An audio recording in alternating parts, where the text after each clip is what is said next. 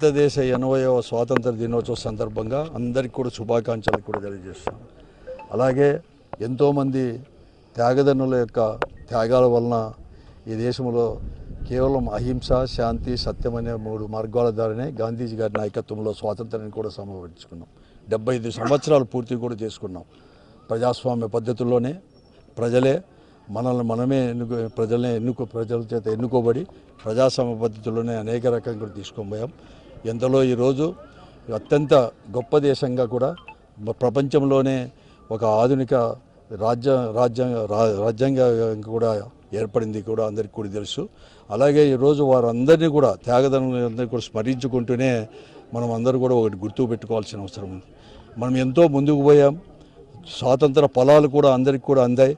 ఇప్పటికి కూడా ఆ రోజు ఎలా అయితే ఉన్నాయో ఇప్పటికి కూడా ఇంకా అక్కడక్కడ కూడా మతాలు కావచ్చు, కులం కావచ్చు, అలాగే కొన్ని స్వార్థపర శక్తులు అనేది కూడా ఇప్పటికి కూడా ఉన్నాయి. మన దేశాన్ని విచ్ఛిన్నం చేయడానికి ఇవన్నీ తీసుకోవడానికి వాళ్ళందరినీ కూడా ఆ రోజు గాంధీ చూపిన మార్గాల్లోనే వారందరినీ కూడా ఎదుర్కోవాల్సిన ఇప్పటికి కూడా ఎదుర్కొంటూనే మనం ముందుకు పోవాలని చెప్పేసి ఈ సందర్భంగా అందరికీ కూడా తెలియజేస్తూ, అలాగే మొట్టమొదట ఇక్కడ జగన్మోహన్ రెడ్డి గారి నాయకత్వంలో వైఎస్ఆర్ కాంగ్రెస్ పార్టీ ఏర్పడిన తర్వాత గాంధీజీ చూపిన మార్గంలో ఏర్పాటు చేసుకొని ఆ రోజు స్వాతంత్రం కోసం ఏ ఆశయాల కోసం అయితే స్వాతంత్రం కోసం పోరాడారో ఆ ఆశయాలు అనేది కూడా సిద్ధించడానికి కూడా జగన్మోహన్ రెడ్డి గారి నాయకత్వంలో వైఎస్ఆర్ కాంగ్రెస్ పార్టీ కూడా కృషి చేస్తూ ఉంది.